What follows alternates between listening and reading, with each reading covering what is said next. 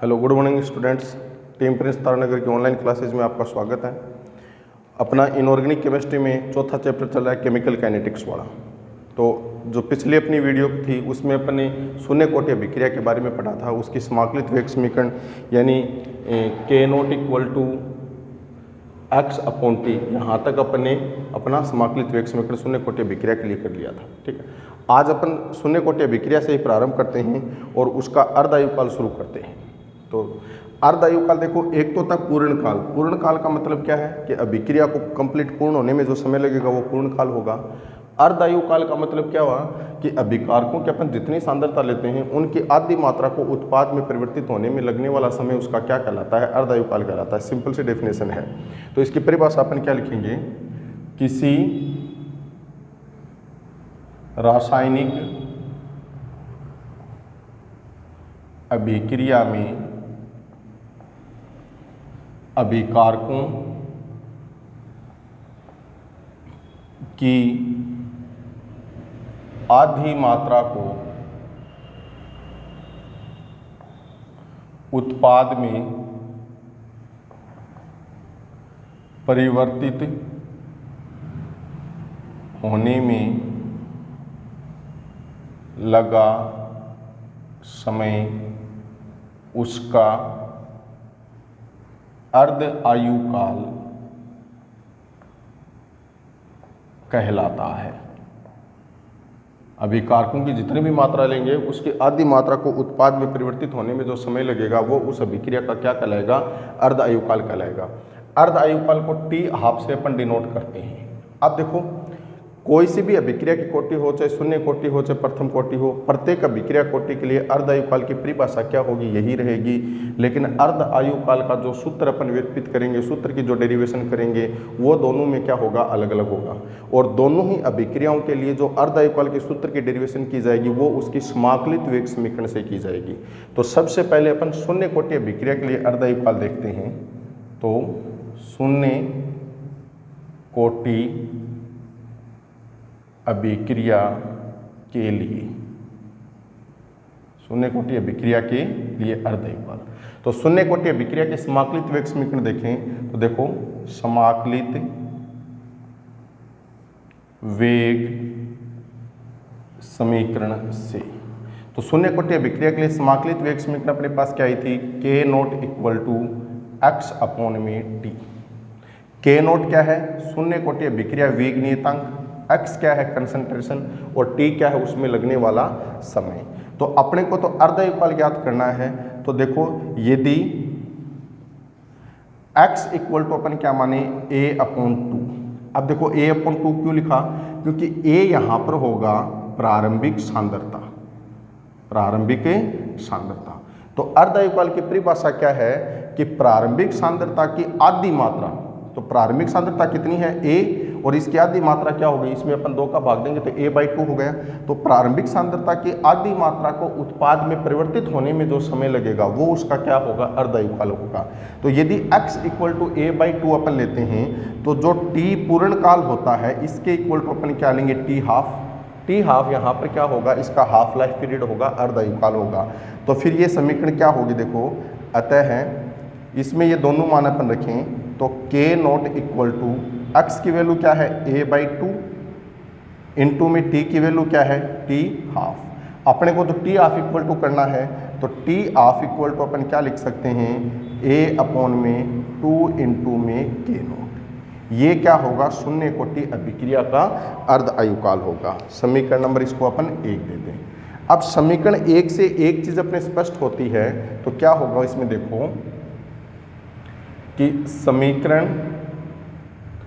1 से स्पष्ट है कि शून्य कोटि अभिक्रिया का, शून्य कोटि अभिक्रिया का अर्ध आयुकाल, अर्ध आयुकाल अभिकारकों की प्रारंभिक सांद्रता के अनुक्रमानुपाती, अभिकारकों की प्रारंभिक सांद्रता के अनुक्रमानुपाती होता है। अनुक्रमानुपाती का मतलब क्या हुआ, समानुपाती होता है। तो समीकरण 1 से फिर अपन क्या लिख सकते हैं, टी ऑफ समानुपाती क्या होगा, ए यहाँ पर क्या है, अभिकारकों की प्रारंभिक सांद्रता। तो ये क्वेश्चन कई बार परीक्षा के अंदर पूछा हुआ है माध्यमिक शिक्षा बोर्ड में कि दर्शाइए कि शून्य कोटि अभिक्रिया का अर्धयुगल अभिकारकों की प्रारंभिक सांद्रता पर निर्भर करता है या फिर शून्य कोटि अभिक्रिया का अर्धयुगल अभिकारकों की प्रारंभिक सांद्रता के अनुक्रमानुपाती होता है या समानुपाती होता है। तो यहाँ से लेकर यहाँ तक अपने को करना पड़ेगा।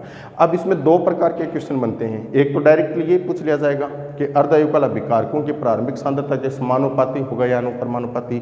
दूसरा सीधा क्वेश्चन क्या पूछ लिया जाता है कि शून्य कोटि अभिक्रिया के लिए अर्धयुगल का सूत्र व्युत्पत्ति कीजिए, तो भी अपने को यहाँ से लेकर यहाँ तक करना है। और यदि ये पूछा जाता है कि दर्शाइए कि शून्य कोटि अभिक्रिया का अर्धयुगल अभिकारकों की प्रारंभिक सांद्रता के समानुपाती होता है, तब भी अपने को यहाँ से लेकर यहाँ तक इसमें करना है। तो ये अपना शून्य कोटि अभिक्रिया के लिए अर्धयुगल की डेरिवेशन हो गई। तो यहाँ पर शून्य कोटि अभिक्रिया अपने पास कंप्लीट हो जाती है, उसकी अवकलित वेग समीकरण अपने लिख ली, समाकलित वेग समीकरण अपने लिख ली, उसके ग्राफीय निरूपण अपने कर लिए, 4-5 मैंने एग्जाम्पल आपको लिखवा दिया और शून्य कोटि अभिक्रिया के लिए अर्धयुगल अपने कर लिया। अब शून्य कोटि अभिक्रिया पर आधारित कुछ न्यूमेरिकल क्वेश्चन करते हैं। हालांकि बोर्ड एग्जाम के अंदर शून्य कोटि अभिक्रिया पर आधारित न्यूमेरिकल क्वेश्चन बहुत कम आते हैं, लेकिन फिर भी अपने को 1-2 क्वेश्चन जो इसमें बनते हैं जो महत्वपूर्ण होते हैं उनको अपने को करने की आवश्यकता है। तो देखो 2 क्वेश्चन अपन करते हैं उसमें। पहला क्वेश्चन क्या है कि x = k0t शून्य कोटि अभिक्रिया की समाकलित वेग समीकरण है। यदि 80% अभिक्रिया पूर्ण होने में 160 मिनट लगते हैं तो वेग स्थिरांक का मान क्या होगा। अपने को किसका मान ज्ञात करना है, k0 का मान अपने को ज्ञात करना है। तो देखो k0 का मान ज्ञात करने के लिए अपने पास 2 तरीके हैं, 2 सूत्र अपने पास हो सकते हैं। एक तो क्या होगा, k0 का मान अपन ज्ञात करें इससे, जो अर्धयुगल का सूत्र अपने व्युत्पत्ति किया उससे, और दूसरा अपन k0 का मान ज्ञात कर सकते हैं इसकी समाकलित वेग समीकरण से। तो समाकलित वेग समीकरण k0 अपने पास क्या आया था, x/t। अब इन दोनों में से कौन सा फॉर्मूला यहाँ पर लगेगा वो डिपेंड करता है कि क्या डाटा अपने को दे रखे हैं। इसलिए मैं बार बार कहता हूँ कि जब भी कोई न्यूमेरिकल क्वेश्चन आता है तो सबसे पहले उस क्वेश्चन में ये देखो कि आपको दे क्या रखा है, तो उससे चीज़ें क्लियर हो जाएगी कि अपने को क्या चीज़ अपने को ज्ञात करनी है और उसके लिए कौन सा फॉर्मूला वहाँ पर अप्लाई करना है। तो यहाँ पर शून्य कोटि अभिक्रिया के लिए k0 का मान इन 2 फॉर्मूले से अपन कर सकते हैं, लेकिन यहाँ पर जो फॉर्मूला लगेगा वो कौन सा लगेगा, समाकलित वेग समीकरण वाला लगेगा। क्यों, क्योंकि देखो यहाँ पर x और t का मान दे रखा है। यदि अपने को अर्धयुगल दे रखा हो और प्रारंभिक सांद्रता दे रखी हो तब तो अपन ये सूत्र लगाते। तो क्वेश्चन में कहीं पर भी अर्धयुगल का जिक्र नहीं है, इसलिए कौन सा फॉर्मूला लगाएंगे अपन, जो समाकलित वेग समीकरण वाला फॉर्मूला है वो अपन यहाँ पर अप्लाई करेंगे। तो पहले क्वेश्चन का अपन सॉल्यूशन देखें। देखो सॉल्यूशन क्वेश्चन फर्स्ट, तो सबसे पहले जो दे रखा वो लिखे अपन, गिवन दैट x = क्या है, k0t शून्य कोटि अभिक्रिया की समाकलित वेग समीकरण। अब 80% सांद्रता, अभिक्रिया कितनी पूर्ण हो रही है, 80%। तो x = 80% को मैं लिख सकता हूँ 0.80। समय कितना लगता है, 160 मिनट, यानी t का मान कितना दे दिया, 160 मिनट। अपने को ज्ञात क्या करना है, k0 का मान ज्ञात करना है। तो चूंकि देखो अपने को फॉर्मूला क्या दे रखा है, x = क्या दे रखा है, k0t। इससे अपन k0 क्या लिख सकते हैं, x/t। तो k0 क्या आ जाएगा, x का मान कितना है 0.80 और t का मान कितना है 160। इसको सोल्व कर लो, वो किसका मान आ जाएगा, k0 का मान आ जाएगा। और k0 किसके लिए है, शून्य कोटि अभिक्रिया के लिए वेग नियतांक है, वेग स्थिरांक है। तो इसका अपन मात्रक क्या लगाएंगे, जो अपने पीछे ज्ञात किया था, मोल प्रति लीटर प्रति सेकंड। ये वेग स्थिरांक का इसके लिए क्या हो जाएगा, मात्रक हो जाएगा। सिंपल सा है, ठीक है। सेकंड क्वेश्चन देखते हैं अपन। सेकंड क्वेश्चन में अपने क्या दे रखा है कि शून्य कोटि अभिक्रिया के लिए k0 का मान दे दिया, कितना दिया है, 3 × 10⁻⁻², और इसका मात्रक क्या है, मोल प्रति लीटर प्रति सेकंड। अब एक चीज़ ध्यान रखना, मैंने जब अभिक्रिया कोटि का टॉपिक स्टार्ट किया था तब मैंने आपको बताया था कि इस पर आधारित न्यूमेरिकल क्वेश्चन करने के लिए अपने को अभिक्रिया की कोटि को पहचानना आवश्यक होता है। तो अभिक्रिया कोटि को पहचानने के क्या तरीके हैं? देखो, या तो अभिक्रिया कोटि का नाम लिखा होगा उसमें, या फिर कोई पर्टिकुलर एग्जाम्पल लिखा होगा। अगर ये दोनों ही चीज़ नहीं है तो उसमें उसके वेग नियतांक का मान मिलेगा, और वेग नियतांक की अगर वैल्यू दे रखी है तो उसका मात्रक भी होगा। तो मात्रक के आधार पर भी अपन अभिक्रिया कोटि की पहचान कर सकते हैं, क्योंकि प्रत्येक अभिक्रिया कोटि के लिए वेग नियतांक का मात्रक क्या होता है? भिन्न भिन्न होता है। तो यहाँ पर वैसे तो लिखा हुआ है शून्य कोटि अभिक्रिया, लेकिन यह क्वेश्चन ऐसे भी बन सकता था कि यदि किसी अभिक्रिया के लिए के नोट का मान ये है, तो फिर यदि किसी अभिक्रिया, तो न तो इसमें कोई पर्टिकुलर एग्जाम्पल दिया, न अभिक्रिया कोटि का नाम दिया, तो फिर इस अभिक्रिया कोटि की अपन पहचान किससे करते हैं? इसके लिए जो वेग नियतांक की वैल्यू दे रखी है उसका जो मात्रक है उसके मात्रक के आधार पर अपन इसकी पहचान कर सकते थे। ठीक है, अब आगे क्या है? यदि 25 सेकंड के पश्चात अभिकारक की सांद्रता 0.5 m पाई जाती है तो अभिकारकों की प्रारंभिक सांद्रता ज्ञात करो। यानी प्रारंभिक सांद्रता का मतलब क्या हुआ? प्रारंभिक सांद्रता को अपने यहाँ पर किससे लिखा? ए से लिखा है, तो किसका मान ज्ञात करना है? अपने को ए का मान ज्ञात करना है। तो देखो सेकंड क्वेश्चन का अपन सॉल्यूशन लिखें। तो सबसे पहले जो दे रखा वो देखें, जो गिवन दैट है वो क्या है कि के नोट का मान दे रखा है। के नोट की वैल्यू क्या है अपने पास? 3 × 10⁻² मोल प्रति लीटर प्रति सेकंड।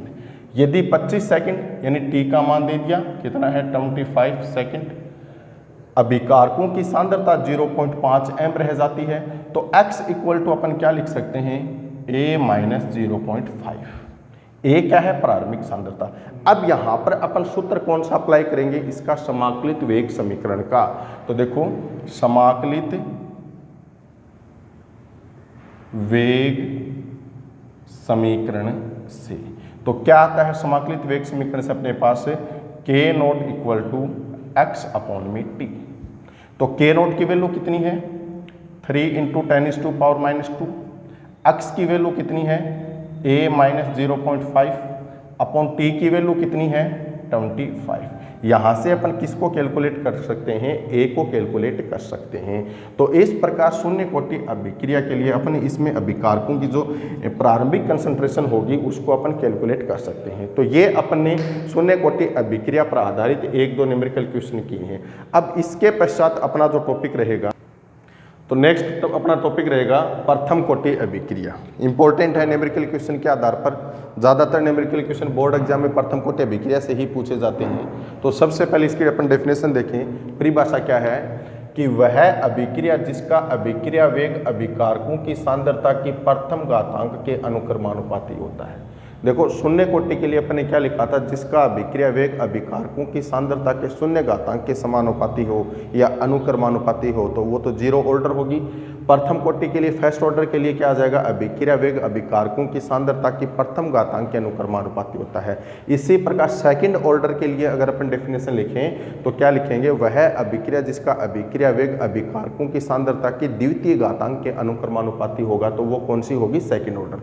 तो यहाँ पर अपन कौन सी कर रहे हैं? फर्स्ट ऑर्डर रिएक्शन कर रहे हैं। तो फर्स्ट ऑर्डर रिएक्शन के लिए क्या है? अभिक्रिया जो वेग होगा वो अभिकारकों की सांद्रता की कौन सी घातांक के अनुक्रमानुपाती होगा? प्रथम घातांक के। फर्स्ट ऑर्डर रिएक्शन कहलाएगी। ठीक है, अब एक सामान्य अभिक्रिया को लेकर अपन चलते हैं।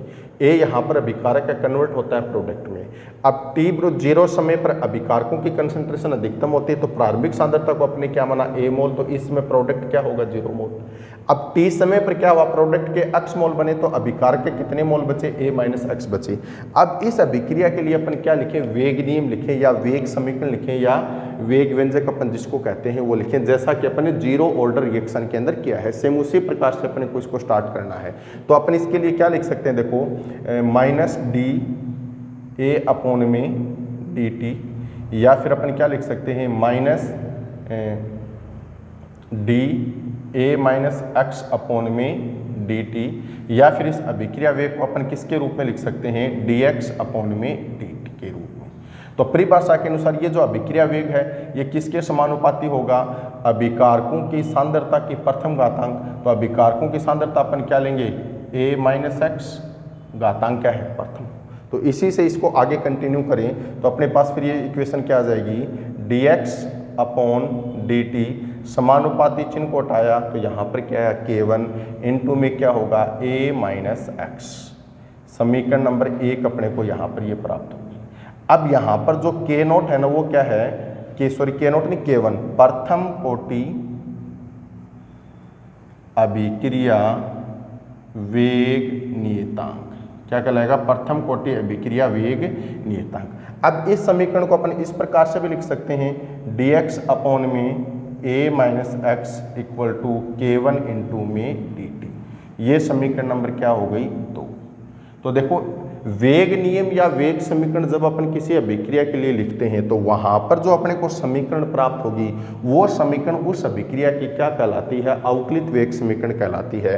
तो समीकरण 1 और 2 दोनों ही इस प्रथम कोटि अभिक्रिया के लिए क्या होंगी, अवकलित वेग समीकरण होंगी। लेकिन अपने को तो क्या प्राप्त करना है, प्रथम कोटि अभिक्रिया के लिए समाकलित वेग समीकरण प्राप्त करना है। तो यहाँ पर अपन क्या लिख सकते हैं, समीकरण 1 व 2 प्रथम कोटि अभिक्रिया की अवकलित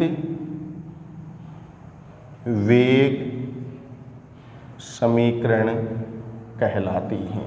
क्या कहलाती हैं, अवकलित वेग समीकरण कहलाती हैं। अपने को प्राप्त क्या करना है, समाकलित वेग समीकरण। तो आगे अपन लिखेंगे, अतः है समाकलित वेग समीकरण। तो समाकलित वेग समीकरण किससे प्राप्त होगी, अवकलित वेग समीकरण से ही प्राप्त होगी। तो अपन क्या लिखेंगे, समीकरण 2 से, समीकरण 2 से। तो समीकरण 2 अपने पास क्या है, dx upon a minus x equal to क्या है, K1 dt।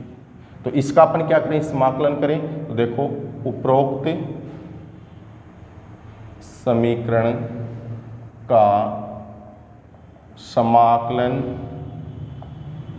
करने पर, उपरोक्त समीकरण का समाकलन करने पर तो क्या होगा, समाकलन dx अपॉन में a माइनस एक्स, K1 क्या है, वेग नियतांक कांस्टेंट है तो इसका समाकलन होगा नहीं, तो K1 समाकलन क्या लिखेंगे अपन dt। तो dx upon a minus x का समाकलन क्या होगा, minus natural log a minus x, ln को क्या कहते हैं, नेचुरल लॉग, इक्वल टू क्या होगा, K1 t dt का समाकलन क्या है, t, और प्लस में क्या आएगा, c। इसको समीकरण नंबर क्या लिखेंगे अपन, 3। यहाँ पर जो c होता है ना वो c क्या कहलाता है, समाकलन स्थिरांक कहलाता है। क्या कहलाएगा, समाकलन स्थिरांक। अब देखो यहाँ से अपन c की वैल्यू ज्ञात करेंगे। तो यदि t इक्वल टू क्या ले, 0, समय क्या है, शून्य है। तो जिस समय समय शून्य होता उस समय x की वैल्यू क्या होती है, 0 होती है। तो x इक्वल टू क्या होगा, 0। तो अतः है, तो t और x दोनों की वैल्यू अपन किस में रखें, समीकरण 3 में रखें। तो फिर समीकरण 3 क्या हो जाएगी, minus natural log a minus 0, x की वैल्यू क्या ली अपने 0, इक्वल टू K1 t की वैल्यू क्या है, 0, प्लस में क्या c। तो c इक्वल टू अपने पास क्या गया, माइनस नेचुरल लॉग a। तो यहाँ पर इस समीकरण में अपने को किसकी मान प्राप्त होगी, c का मान प्राप्त होगा। c का मान किस में रखें अपन, समीकरण 3 में। तो यहाँ पर लिखेंगे, अतः है c का मान समीकरण 3 में रखने पर, c का मान किस में रखें, समीकरण 3 में। तो c की वैल्यू समीकरण 3 में रखेंगे तो फिर समीकरण 3 क्या हो जाएगी, minus natural log a minus x equal to K1 t, c की वैल्यू क्या है, माइनस नेचुरल लॉग a। या फिर अपन इसको ऐसे लिख सकते हैं, natural log a minus natural log a minus x equal to K1 t, या फिर K1 t equal to natural log a minus में natural log a minus x. या फिर इसको अपन कैसे लिख सकते हैं, K1 t equal to natural log a upon में क्या लिख सकते हैं, a माइनस एक्स। अब देखो इस समीकरण में अपन नेचुरल लॉग की वैल्यू को रखें, नेचुरल लॉग इक्वल टू अपन क्या लिखते हैं, चूंकि नेचुरल लॉग इक्वल टू क्या होता है, 2.303 लॉग, इसकी बेस कितनी होती है, 10 होती है। तो नेचुरल लॉग की वैल्यू इस समीकरण में रखें तो अपने पास क्या आ जाएगा, K1 t equal to 2.303 log a upon में क्या लिखेंगे, a माइनस एक्स। या फिर अपन क्या लिख सकते हैं, K1 इक्वल टू 2.303 अपॉन में टी log a अपॉन में a माइनस एक्स। ये समीकरण नंबर क्या आ गई 4। या फिर इस समीकरण को ऐसे भी लिख सकते हैं t इक्वल टू 2.303 अपॉन में k1 log a अपॉन में क्या लिख दें a माइनस एक्स। ये समीकरण नंबर क्या आ गई 5। तो समीकरण 4 और 5 प्रथम कोटि अभिक्रिया की क्या कहलाती हैं समाकलित वेग समीकरण कहलाती हैं। तो यहाँ पर लिखें अपन समीकरण 4 व 5 प्रथम कोटि अभिक्रिया की समाकलित वेग समीकरण कहलाती है। ठीक है। अब देखो इस समाकलित वेग समीकरण का एक दूसरा रूप और हो सकता है, जिस रूप का अपन ज़्यादातर यूज करेंगे न्यूमेरिकल क्वेश्चन को सोल्व करने में।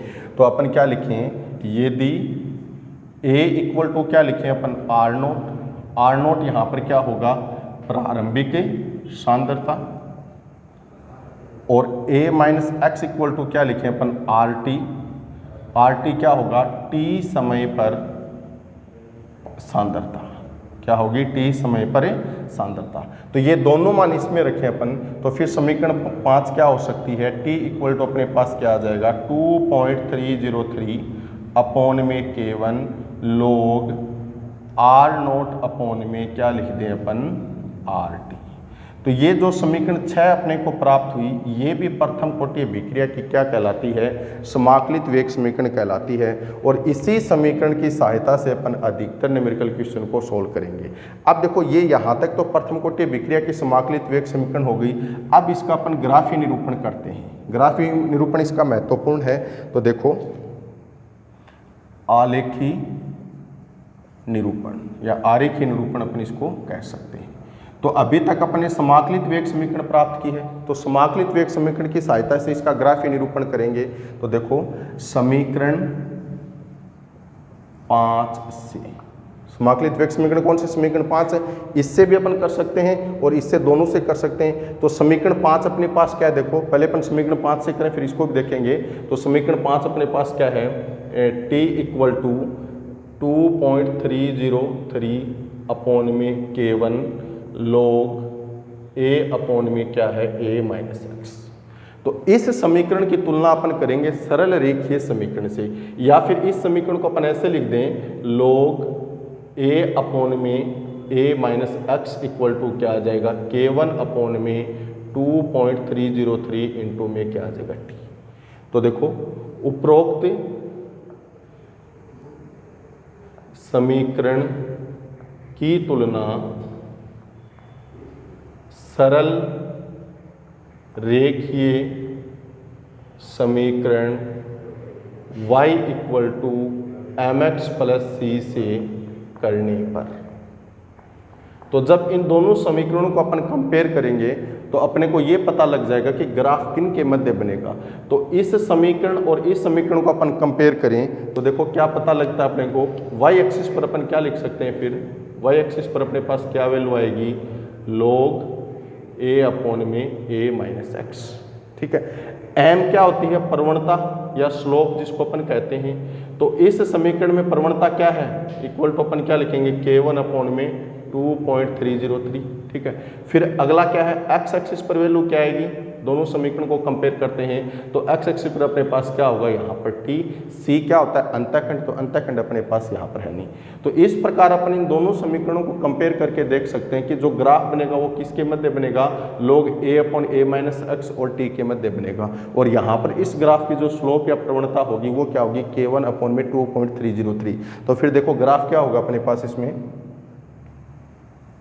y एक्सिस और ये x एक्सिस। x एक्सिस पर क्या लिया है t और y एक्सिस पर अपने पास क्या है log a अपॉन में a माइनस एक्स। समानुपाती हैं तो ग्राफ एक सरल रेखा में प्राप्त होगा इस प्रकार से। अब यहाँ पर इसकी ये जो प्रवणता है स्लोप ढाल जिसको अपन कहते हैं, तो ये स्लोप क्या है अपने पास k1 अपॉन में 2.303। ठीक है। तो कई बार परीक्षा के अंदर इस ग्राफ को भी पूछ लिया जाता है, जैसे वाई एक्सिस की वैल्यू दे देंगे, एक्स एक्सिस की वैल्यू और स्लोप इक्वल टू लिख देंगे क्वेश्चन मार्क, स्लोप क्या होगा, या फिर ये सारे डाटा अपने को दे दिए और अभिक्रिया की कोटि पूछ ली, तो इसके आधार पर अपन अभिक्रिया की कोटि की भी पहचान कर सकते हैं। अब देखो ये जो समाकलित वेग समीकरण अपने पास आई, इस समाकलित वेग समीकरण से एक अन्य प्रकार का ग्राफ और बनेगा। तो देखो समीकरण ये क्या है अपने पास, log a upon a minus x equal to k1 upon में 2.303 इंटू में t। इस समीकरण को अपन क्या दे दें, समीकरण नंबर 7 दे दें। तो देखो नेक्स्ट अपन क्या लिखेंगे, समीकरण 7 से, तो समीकरण 7 से अपन समीकरण 7 को ऐसे लिख सकते हैं ना, log a minus x equal to क्या लिखेंगे, k1 अपॉन में 2.303 इंटू में t, या फिर अपन इसको क्या लिख दें, log a minus x equal to क्या आ जाएगा, माइनस k1 अपॉन में 2.303 इंटू में t, और यहाँ पर माइनस लिया तो प्लस में अपन क्या लिख देंगे, log a। ये भी क्या है, समाकलित वेग समीकरण का एक दूसरा रूप है। तो यहाँ से भी अपन इसका ग्राफ बना सकते हैं। तो इसका ग्राफ बनाने के लिए अपन कंपेयर किससे करेंगे, सरल रेखीय समीकरण से करेंगे। तो देखो उपरोक्त समीकरण की तुलना सरल रेखीय समीकरण y equal to mx plus c से करने पर। तो फिर अपने पास इसका ग्राफीय निरूपण क्या होगा, देखो तो इन दोनों समीकरणों को कंपेयर करें तो यहां पर y एक्सिस पर क्या वैल्यू आ रही है, y एक्सिस पर क्या होगा अपने पास log a माइनस एक्स, फिर अगला क्या है m स्लोप प्रवणता। तो यहाँ पर प्रवणता क्या है, m को स्लोप कह दो, ढाल कह दो या प्रवणता कह दो, क्या है माइनस k1 अपॉन में 2.303। फिर अगला क्या है x एक्सिस, तो x एक्सिस पर क्या वैल्यू है t, और फिर अगला क्या है c को अपन क्या कहते हैं अंतःखंड या इंटरसेप्ट जिसको अपन बोलते हैं। अंतःखंड की वैल्यू यहाँ पर क्या होगी, क्या है अपने पास log a। तो अब इसको देखें अपन, तो ग्राफ किसके मध्य बनेगा, log a माइनस एक्स, और किसके मध्य बनेगा, t के मध्य। तो फिर इसका ग्राफीय निरूपण करें तो क्या होगा, देखो ये y एक्सिस, ये क्या x एक्सिस पर अपने क्या लिया है t, y एक्सिस पर अपने पास क्या है log a माइनस एक्स, समानुपाती हैं तो ग्राफ क्या होगा, एक सरल रेखा में प्राप्त होगा। एक मिनट सुनो, देखो ध्यान रखना यहाँ पर प्रवणता क्या है, स्लोप क्या है, ऋणात्मक है। अब अगर इस ग्राफ को और इस ग्राफ को अपन देखें तो दो छोटे से अंतर है। मुख्य अंतर कौन सा है कि यहाँ पर स्लोप क्या है, धनात्मक है, और वहाँ पर स्लोप क्या है, ऋणात्मक है। तो इसीलिए ग्राफ की यहाँ पर डायरेक्शन भी क्या होगी, चेंज हो जाएगी। तो ये अपने को जो ग्राफ प्राप्त होगा वो इस प्रकार का प्राप्त होगा, ये वाला, ठीक है। तो यहाँ पर स्लोप तो अपन क्या लिखेंगे, स्लोप क्या है अपने पास माइनस k1 अपॉन में 2.303, और जो अंतःखंड इंटरसेप्ट है वो क्या है log a, वो क्या है अपने पास है log a। तो ये चीज़ भी महत्वपूर्ण है। अब ये जो दोनों ग्राफ अपन ने प्राप्त किए, ये प्रथम कोटि अभिक्रिया के लिए किससे प्राप्त किए हैं, उसकी समाकलित वेग समीकरण से अपन प्राप्त किए हैं। दोनों ही महत्वपूर्ण है एग्जाम की दृष्टि से भी। दूसरा जो ज़्यादातर न्यूमेरिकल क्वेश्चन होंगे वो प्रथम कोटि अभिक्रिया के समाकलित वेग समीकरण से ही अपन करेंगे। तो समाकलित वेग समीकरण को भी अपने को ध्यान में रखना है। और ये कंपटीशन एग्जाम के अंदर भी ज़्यादातर ग्राफ यही पूछा जाता है। इसमें आपको वाई एक्सिस एक्स एक्सिस की वैल्यू मिलेगी और प्रवणता पूछ लेंगे। तो प्रवणता अपने ज़्यादातर प्रथम कोटि के लिए धनात्मक ध्यान में रहती है, लेकिन धनात्मक नहीं, यहाँ पर क्या आ सकती है, ऋणात्मक भी हो सकती है। और ये ऋणात्मक वैल्यू कब आई, जब इसके जो समाकलित वेग समीकरण थी उसको अपने दूसरे रूप में यहाँ पर लिखा। तो इसको आप अच्छी तरीके से ध्यान में रखो। और ये एक बार बोर्ड एग्जाम के अंदर पूछा हुआ भी है। ये डाटा वाई एक्सिस की वैल्यू दे रखी थी, एक्स एक्सिस की वैल्यू दे रखी थी और इसकी प्रवणता दे रखी थी, लेकिन जो इंटरसेप्ट अंतःखंड था उस पर वहाँ पर क्या दे रखा था, क्वेश्चन मार्क दे रखा था। तो ये भी पूछा इस प्रकार से, ग्राफ से भी अभिक्रियाओं की कोटि को पूछा जा सकता है। अब देखो ये तो जो इस समीकरण नंबर 5 थी समाकलित वेग समीकरण, इसके आधार पर दोनों ग्राफ हो गए। लेकिन मैंने समाकलित वेग समीकरण का एक दूसरा रूप और लिखवाया था, ये वाला, तो इसके आधार पर भी क्या हो सकता है, इसका ग्राफीय निरूपण हो सकता है। तो देखो आपको करना क्या है, अपने जो चेंज किया वही चेंज करना है। यहाँ पर अपने a के स्थान पर क्या लिखा r नोट और a माइनस x के स्थान पर क्या लिखा rt। तो जब ग्राफीय निरूपण करेंगे तो जहाँ पर अपने पास a है वहाँ पर तो क्या आ जाएगा r नोट, और जहाँ पर अपने पास a माइनस x है तो अपने पास क्या आ जाएगा rt। तो इसी ग्राफ में मैं थोड़ा सा करके बता देता हूँ कि अगर इसी समीकरण से अपन इसका ग्राफीय निरूपण करें तो फिर अपने पास इस समीकरण क्या होगी। देखो इसको ऐसे लिख सकते हैं अपने log r नोट अपॉन में rt इक्वल टू क्या लिखेंगे k1 अपॉन में 2.303 इंटू में क्या आ जाएगा t। अब इसको कंपेयर अपन किससे कर लें, y equal to m x plus c से कर लें। तो y एक्सिस पर क्या वैल्यू आएगी अपने पास, ये आएगी। तो यहाँ पर फिर अपन क्या लिख देंगे log r नोट अपॉन में क्या आ जाएगा rt। ठीक है, फिर क्या है m स्लोप प्रवणता, तो प्रवणता तो यही रहनी, प्रवणता में तो अपन ने कोई चेंज किया नहीं, यही रहना। फिर x एक्सिस पर वैल्यू क्या है t समय, तो ये भी अपन ने कोई चेंज नहीं किया, और c अंतःखंड इसमें है ही नहीं। तो इस प्रकार इस समीकरण से भी अपन यही ग्राफीय निरूपण कर सकते हैं। तो सिर्फ एक अंतर आ रहा है, log a upon a minus x के स्थान पर अपन किसको लिख रहे हैं, log r naught upon rt को लिख रहे हैं। उसी प्रकार देखो जो अपने इस समाकलित पांचवें जो समाकलित वेग समीकरण थी उसका अपने दूसरा रूप लिखा था ना, तो इस समीकरण का भी अपन दूसरा रूप लिख सकते हैं। तो इस समीकरण का दूसरा रूप होगा तो दूसरा ग्राफ अपने को क्या प्राप्त होगा, जो चेंज था वही अपने को करना है। यहाँ पर अपने क्या लिखा, log a माइनस x लिखा है ना, तो इसी समीकरण से अपन फिर इसको क्या लिख सकते हैं, log r नोट माइनस में log rt इक्वल टू क्या आ जाएगा k1 अपॉन में 2.303 इंटू में क्या लिख देंगे t।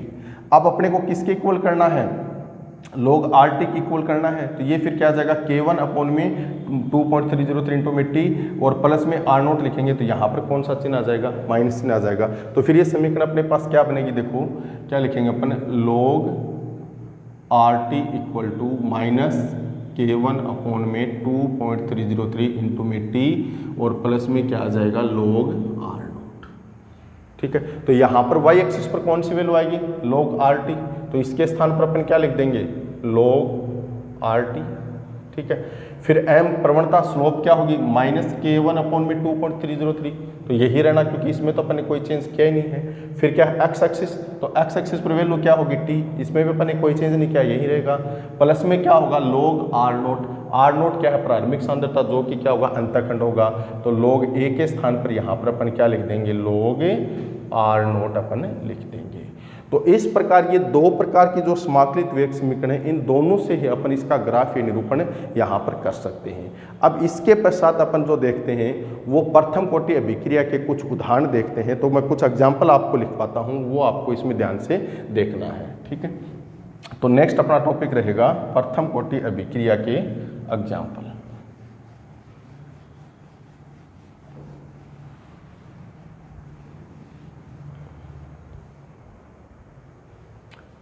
उदाहरण।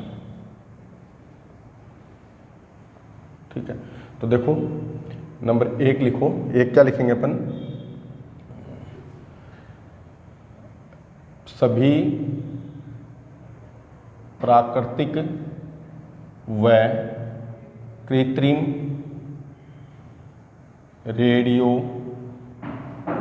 सक्रिय अभिक्रिया, जितनी भी रेडियो एक्टिव अभिक्रियाएं होंगी वो सभी की सभी क्या होंगी, प्रथम कोटि की अभिक्रिया होंगी। और रेडियो एक्टिव अभिक्रियाओं के लिए जो अपन समाकलित वेग समीकरण लिखेंगे वो क्या लिखेंगे, k1 इक्वल टू 2.303 अपॉन में t log n naught upon में nt। ठीक है, तो यहाँ पर जो n नोट होगा वो रेडियो सक्रिय पदार्थ की प्रारंभ में कणों की संख्या। ठीक है, और जो एंटी होगा वो समय t पर रेडियो सक्रिय पदार्थ के कणों की संख्या। ठीक है, दूसरा एग्जाम्पल अपन क्या लिखेंगे, अमोनियम नाइट्रेट का तापीय अपघटन, अमोनियम नाइट्रेट का तापीय अपघटन। ठीक है, तो ये अपन लिख सकते हैं। तो क्या होगा देखो NH4NO2, तो आगे इसका तापीय अपघटन किया तो क्या प्राप्त होगा अपने को N2 प्लस में H2। ठीक है, उसी प्रकार तीसरा एग्जाम्पल अपन क्या लिखेंगे, एस्टर का अम्लीय माध्यम में जल अपघटन, अम्लीय माध्यम में जल अपघटन। तो समीकरण क्या होगी, CH3COO C2H5, एथिल एसीटेट लिया, जल अपघटन है तो प्लस में H2O, अम्लीय माध्यम है तो H प्लस लिख दें, तो क्या प्राप्त होगा CH3COOH प्लस में C2H5OH। अगला एग्जाम्पल अपन क्या लिखेंगे, इक्सु शर्करा का प्रतिलोमन या प्रतिपन, यानी इक्सु शर्करा शुगर केन होती है उसका अपघटन, तो क्या होगा C12H22O11 प्लस में जल अपघटन है तो H2O, ये भी अम्लीय माध्यम में होता है तो H प्लस लिखा आपने, तो C6H12O6 प्लस में C6H12O6। एक ग्लूकोज की इकाई होगी और एक क्या होगी, फ्रुक्टोज की इकाई होगी। पांचवा एग्जाम्पल अपन क्या लिख सकते हैं, H2O2 का अपघटन होगा तो H2O प्लस में 1/2O2, ये भी क्या होगी, प्रथम कोटि की विक्रिया होगी। छठा एग्जाम्पल अपन क्या लिख सकते हैं, N2O5 का अपघटन, तो NO2 प्लस में O2, संतुलित करना इस समीकरण को, ये भी प्रथम कोटि विक्रिया होगी। सातवां एग्जाम्पल अपन क्या लिख सकते हैं, एथीन का हाइड्रोजनीकरण, एथीन का हाइड्रोजनीकरण। ठीक है, तो विक्रिया क्या होगी, देखो एथीन क्या है C2H4, हाइड्रोजनीकरण तो H2 के साथ विक्रिया, तो आगे क्या प्राप्त होगा C2H6। ठीक है, एक एग्जाम्पल और लिखते हैं अपन इसमें,